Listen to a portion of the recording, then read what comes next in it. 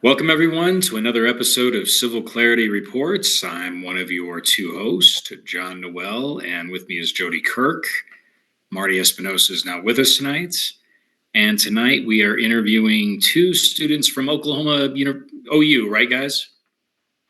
Yes. I'm actually not a student anymore. I'm an alum, but I'm only 1 year out of college. Okay. All right. Okay, guys. Well, welcome to the show. How much do you think, in terms of COVID and how it's affected everybody's lives in general, and vaccinations and things of that nature?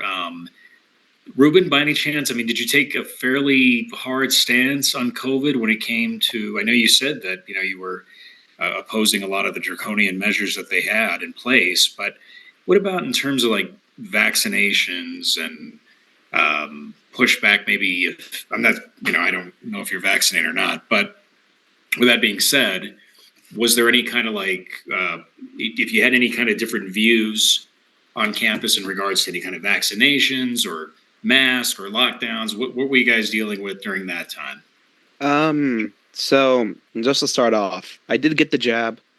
However, yeah, most of us, I imagine, did. Now, that entire time was a very curious time.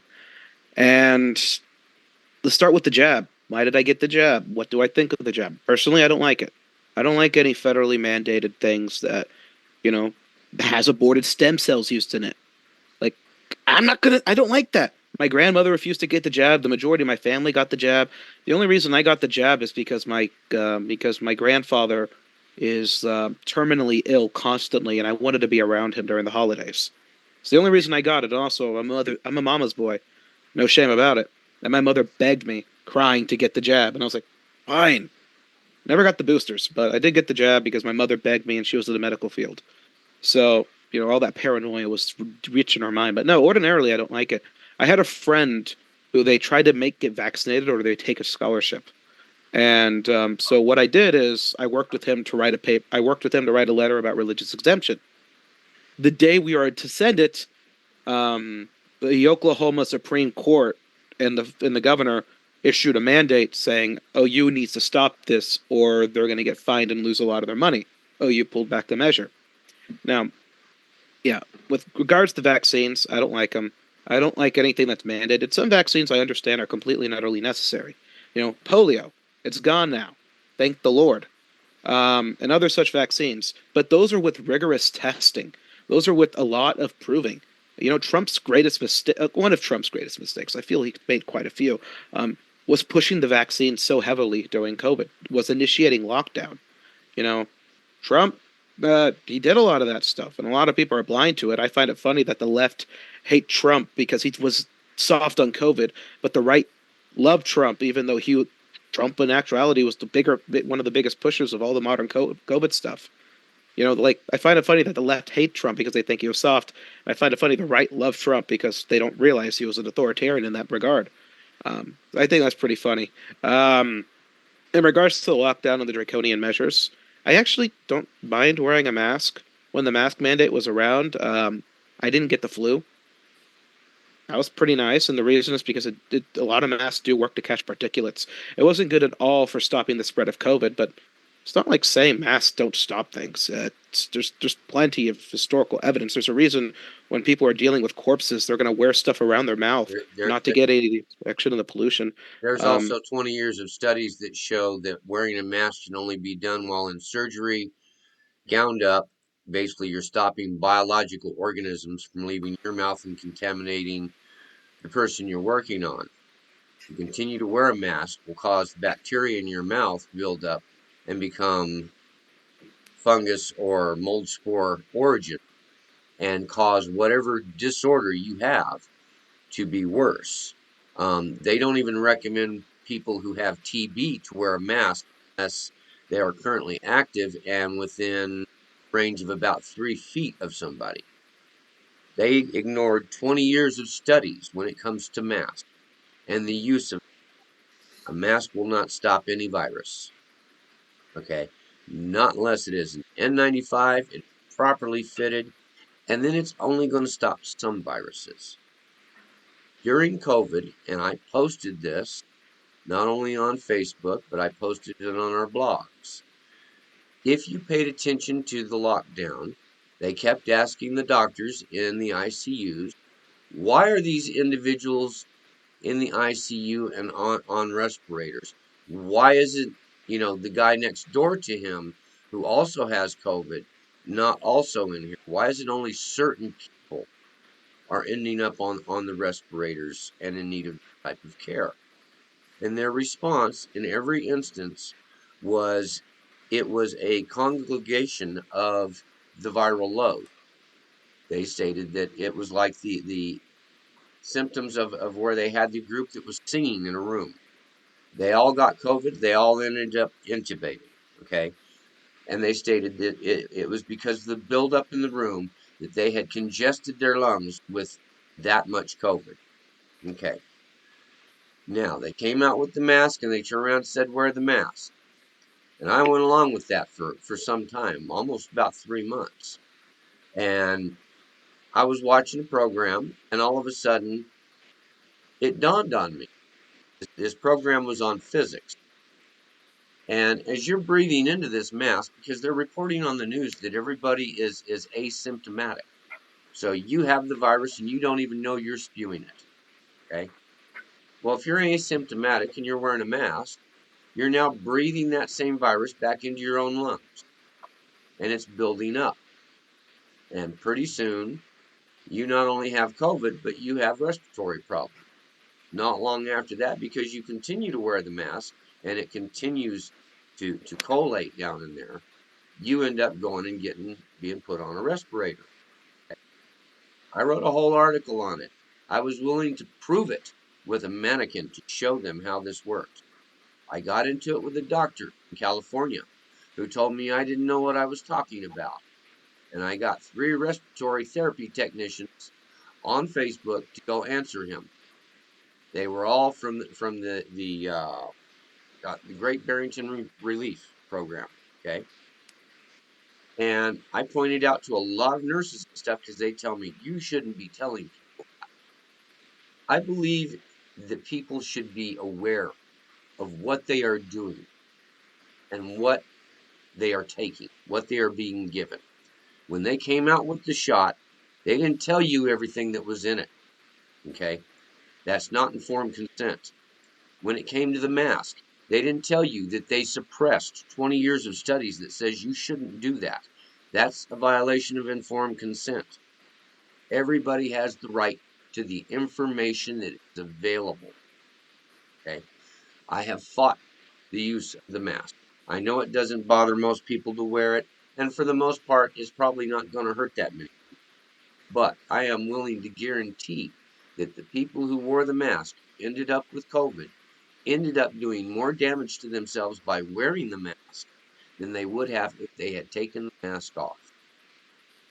Well, I mean, I will say too, psychologically, more than anything, when it came to the mask, um, to be fair to some people, if I see them in the car by themselves and they're wearing one, that could possibly be the fact that maybe they just forgot to take it off for whatever environment they were in.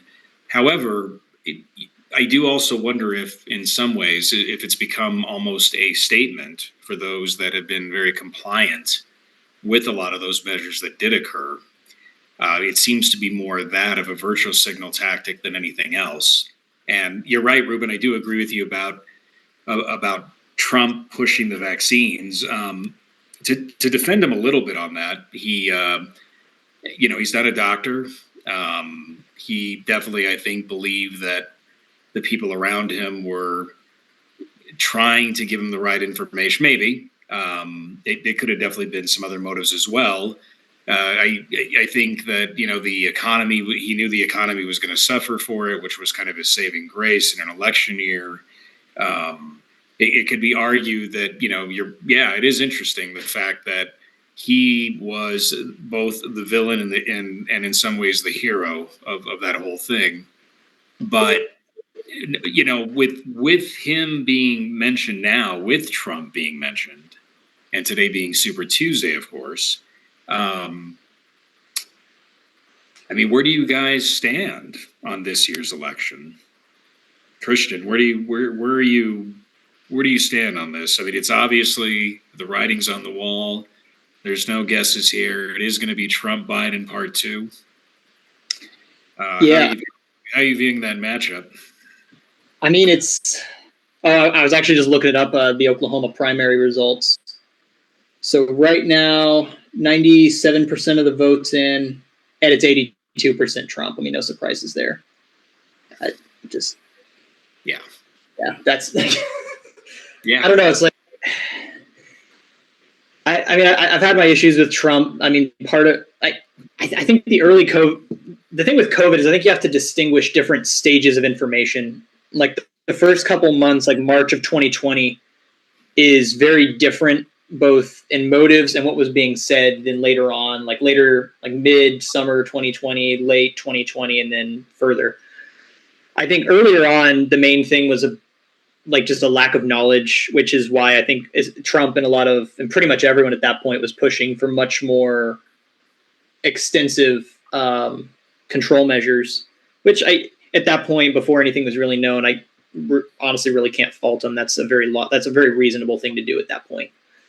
I don't know. I mean, just off of a couple issues like abortion that are very central and important in my belief system, I really can't go with Biden. Out of the two, I think Trump's got a decent chance. I mean, just off of the numbers, Biden's approval rating's been abysmal for the last 4 years. I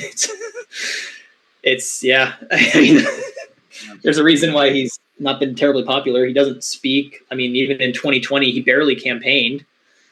Right. Like, shoot, just the number of hours that Biden versus Trump versus even like Kanye West were actually campaigning and out speaking. It's just shocking. Christian, do you feel that election was stolen? Honestly, I don't know. I honestly don't have enough information to say, but sure. How about you, Ruben? Where do you stand on this matchup between Biden and Trump? Probably gonna end up voting the same way I did last time. Which, so probably another ballot for Trump. Man, I'm gonna cast 3. No, he was elected when I was in high school, so it's probably gonna be yeah. It's probably gonna be Trump. Don't mean I gotta like it. Yeah. Well, and I think all of us that do have faith, I was mentioning this to a few of my coworkers, the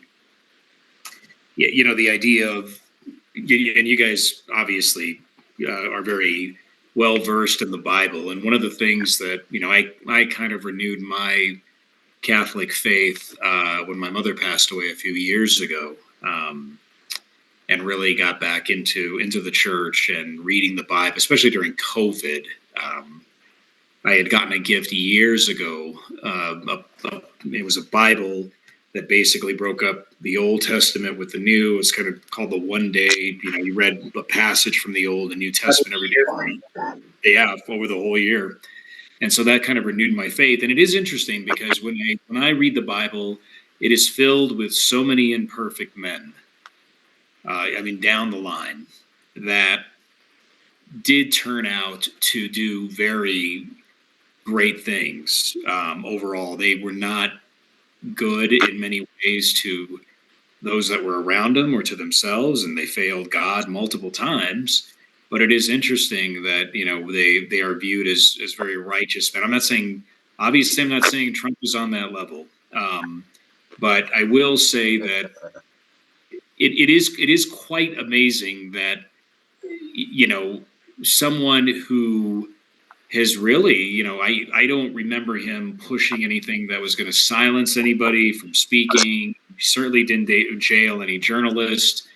He certainly attempted to negotiate to try to stay out of any kind of military conflicts, and the fact that he if you look at it from those perspectives, it really seems like it should be like overwhelming landslide for him. But I know that his biggest demographic that he's going to struggle with in this election is Gen Z, and it is going to definitely be college educated women. Yeah. which is what he struggled with last time. And I'm with you, Ruben, as far as Trump goes. He's not one of my favorite people. I will vote Do you for have him do you in have a place president, of Joe Jody, that Biden. is one of your favorite people? Do I have a what?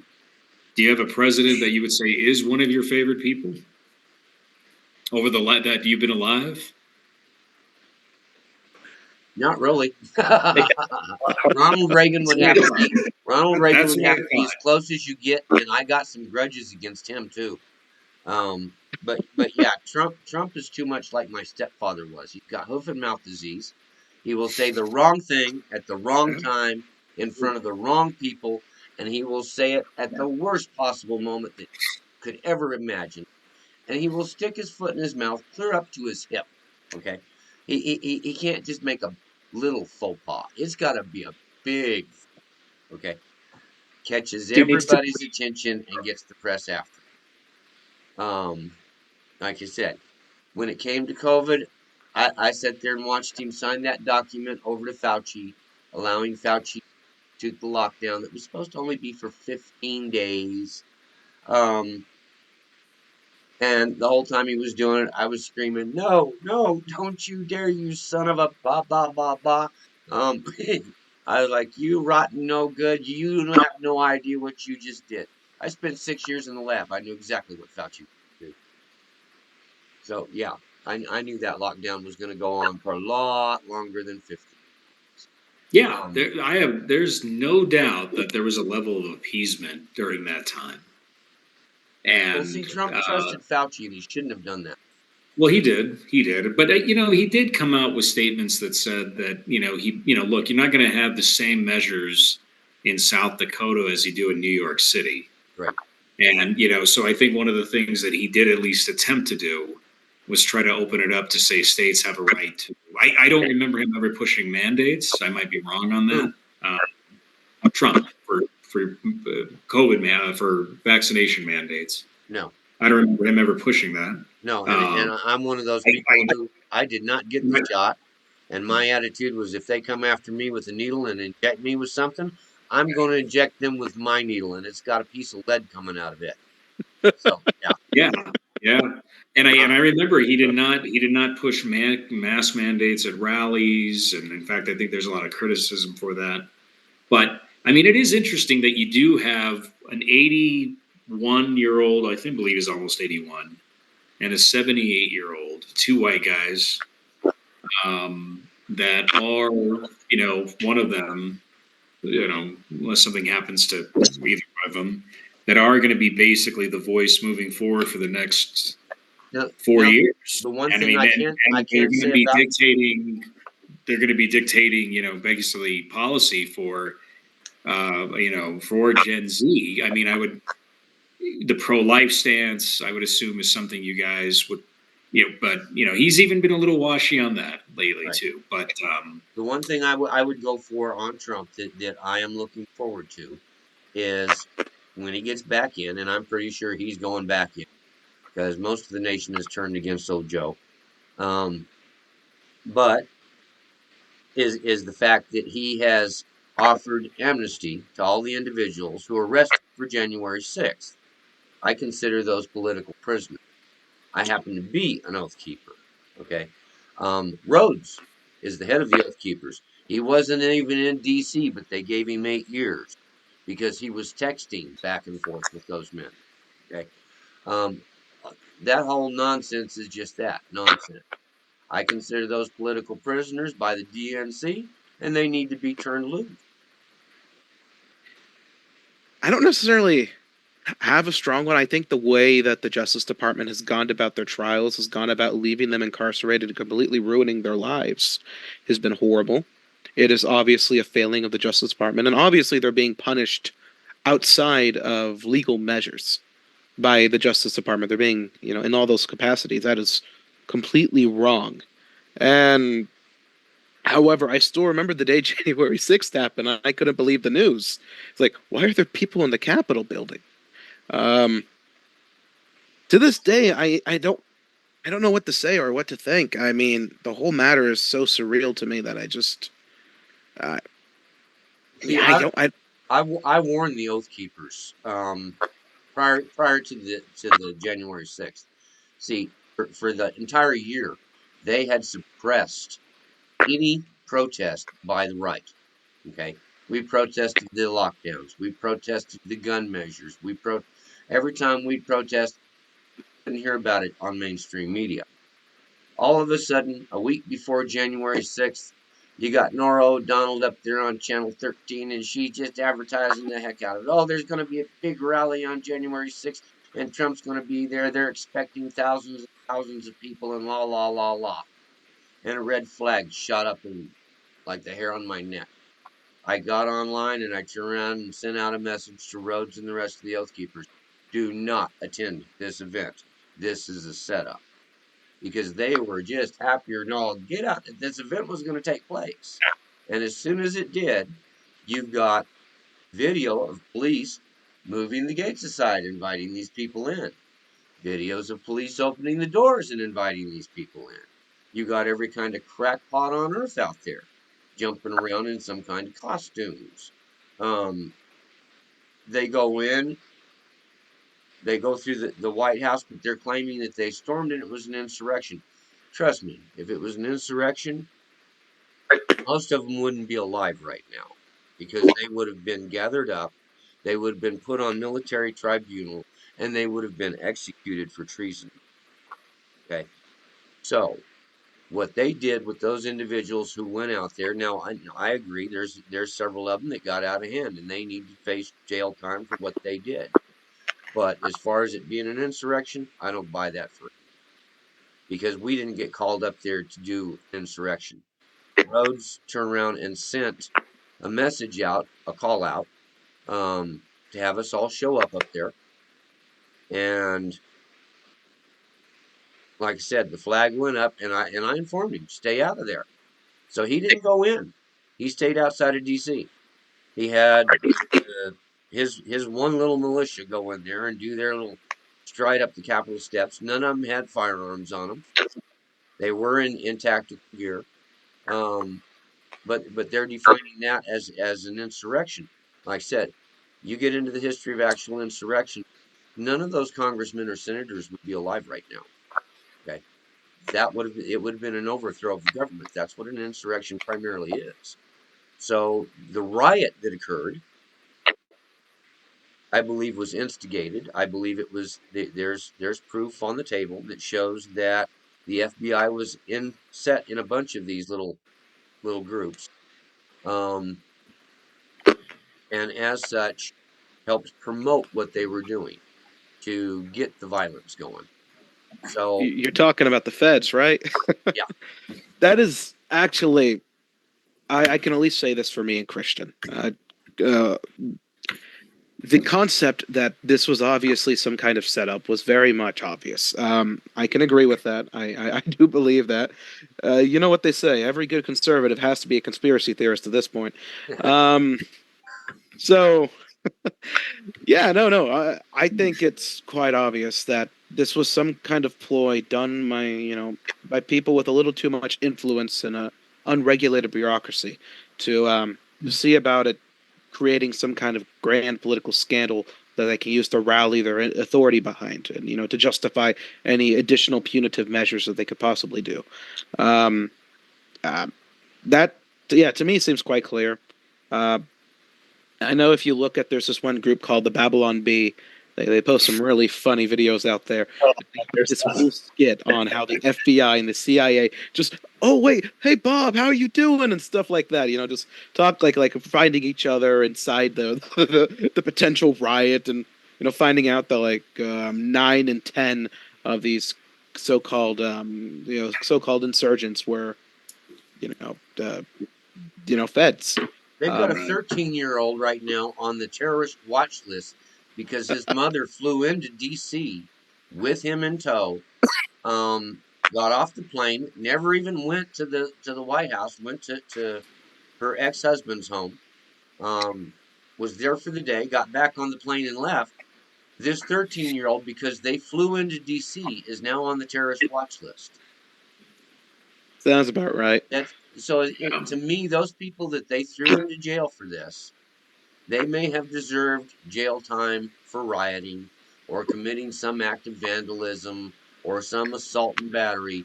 But as far as it being an insurrection or seditious conspiracy or any of the rest of the nonsense they threw them into prison for, I consider those individuals political prisoners at this point because they were not there for that. I mean, I don't know anybody that I've talked to from any of the sides that have told me they went there so that they could overthrow the government. You know, nobody had that in their head. That's the farthest thing from anybody's mind. Is what they were protesting was they wanted the count redone. They wanted it recounted. And according to the Constitution, they had the right to request that it be recounted. The Senate Hearing Committee chose not to do that. So that's where the protest began. Some of the things they said, like hang Mike Pence, stuff like that, they shouldn't have done that. Okay, that's it. But that's typical freedom of speech.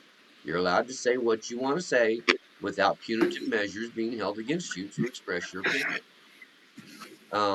That's the point of free speech, is you know to be able to get out what you want to say. Now, that doesn't mean we should have done any of that or any of that should have actually happened. But like I said, I consider them political prisoners, and Trump has offered to release them when if he gets back in the office. So that's the only reason right now I'm hoping he gets in. Well, I hear what you're But saying. but Like I said, that there's. I don't think. I guess what I'm looking at is if you look at it quite honestly over the last 50 years of elections, you probably have had. I would say in some ways Reagan. It's interesting because Reagan was actually this old guy too, right? But I mean, well, he was 69, 10 years younger than these guys. But he did usher in kind of a youth conservative movement. Bill Clinton came in.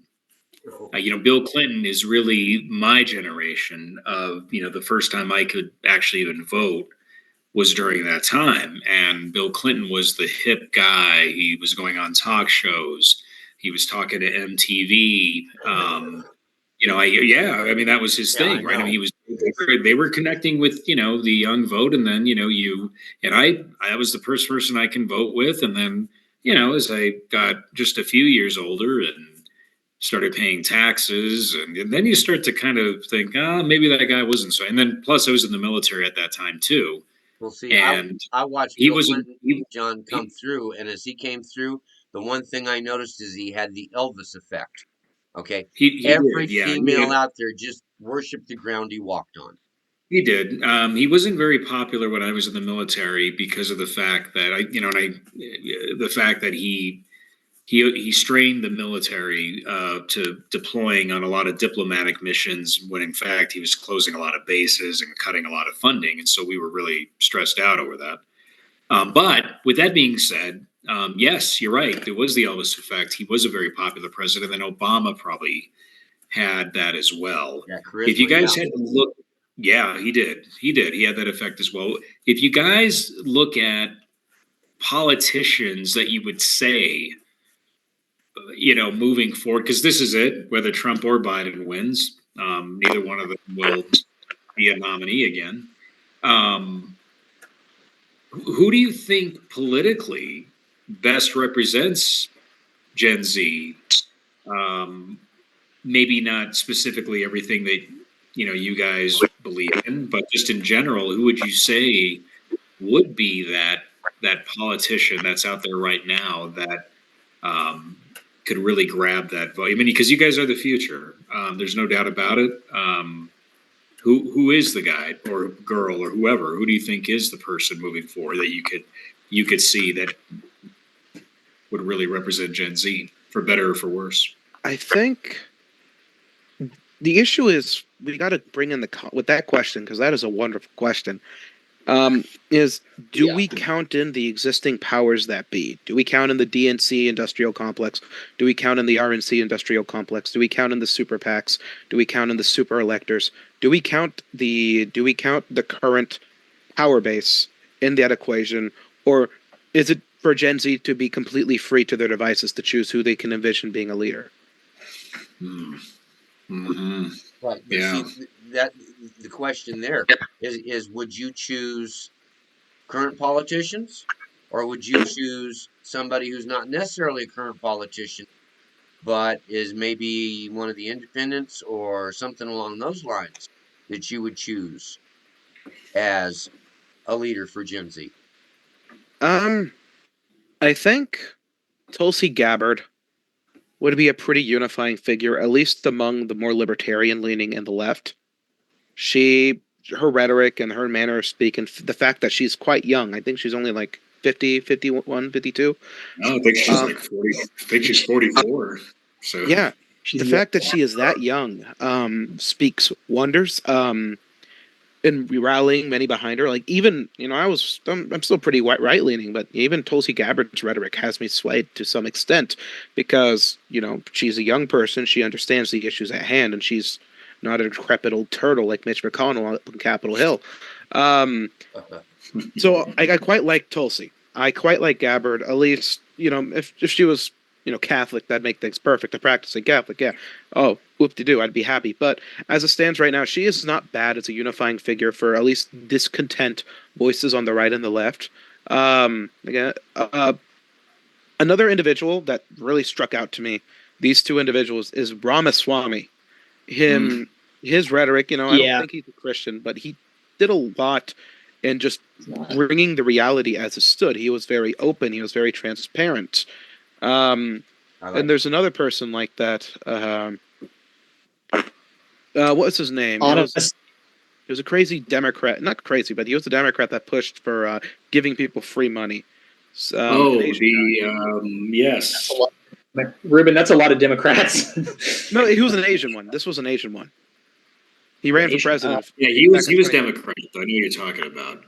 I think he Yeah. declared independent later. Andrew Yang. Andrew Yang. Yeah, he Yeah. wanted universal basic income and UBI and all that. Like again, that stuff is kind of dumb, but I imagine how that could, especially post COVID, how that could appeal to a lot of people on the left or just very discontent people.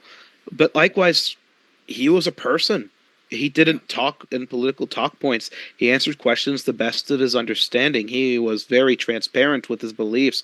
He was very transparent in things. I remember when leftists attacked him actually because he said that abortion was a horrible and difficult situation to be in, and that it's a time of mourning, not a time of celebration. And people attacked him because he said it wasn't for celebration, even though he was a progressive. right. Because That's a good. he recognized the solemnity of issues. Right. He was very transparent in saying that human had just because your child is autistic does not mean that they're of any less value. He brought attention that homemakers were equally as valuable into human society in the capacity that they raise children, they take care of people. He recognized basic realities that a lot of people neglected. And a lot of people, especially up on Capitol Hill, especially the upper echelons that are so out of touch with reality and the common man neglect. So those people, at least their brand and their style of being very transparent, being very open, and being outright, completely, cynical and jaded with the current political spectrum. Those people do a lot. Anyone comes to mind for you, Christian? I'll see. I was trying to think. Honestly, I don't really keep up with a whole lot of politicians. Out of the ones, honestly, I think your insights are probably better than mine. But I'd say Ramaswamy had a little bit of steam behind him earlier in the campaigning, which sounds a little ridiculous given it's barely 2024. But he had a little bit, and then he kind of just lost it. I think Trump's cult of personality. I mean, for a Republican, that's very, very difficult to get past or get around. But yeah, I'd say those are probably the best because it really is. It's not even just ignoring the realities these days. A lot of politicians and a lot of the talking heads will actively deny them. With the pandemic, inflation's another big one. You have representatives of various parts of the government saying it's not bad or it doesn't exist or there's no recession when everyone's feeling it. It's obvious that there's inflation and it's obviously hurting people. So yeah, I'd say probably those you mentioned, Ruben. What do you guys think of What do you guys think of Rand Paul? Rand Paul. I like him. Far too libertarian for me. Okay. That sounds about right, Ruben. He took the greatest stance on COVID, I would say. Yeah, no, I like him. Yeah. I admire many. He's a guy that seems to fit, like, what you were saying, Ruben, about certain age. He's certainly not a young guy. He's, but he's definitely in that range that would probably be appealing to maybe Gen Z. As long as you guys don't pick, somebody like AOC or, I mean, my gosh, that's all I'm asking. Please, avoid the AOCs and of the world, and the Gavin Newsoms of the world, and hopefully. Don't worry, I don't like hanging out with those kind of people. They're very cynical and sad, and they deal with it trying to control others that they think it makes them happy. Yeah, I think a lot of those people, and the reason why like AOC and Newsom have lost a lot of the popularity they had, I think a lot of people get convinced by what they say initially, but then they figure out there's nothing behind it, and they're not actually going to do anything to help them. So then they move on to the next person, and it just kind of cycles. Like AOC and Newsom used to be really, I'd say, bigger names than they are now. People supported them more, but I'd say it kind of gets because honestly, I don't think there's very many people who want society to be worse off. I say even like on the left, people generally want things to be better in some way. So if people want something to be better and they're supporting someone because they want that person to do something to improve their situation and they don't do anything, they're going to move on to the next person. And then eventually they're going to keep doing that until they find something that works or something else happens. Right.